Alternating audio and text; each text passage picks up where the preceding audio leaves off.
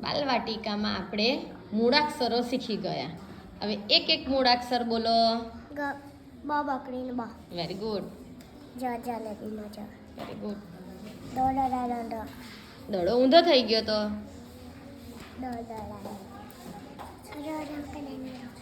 ર રમકડાનો ર. ગણપતિનો ગ.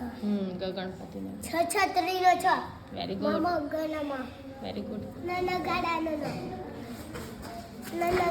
નગારાનો ન. Very good. ધ પૂછે સસલાનો સ.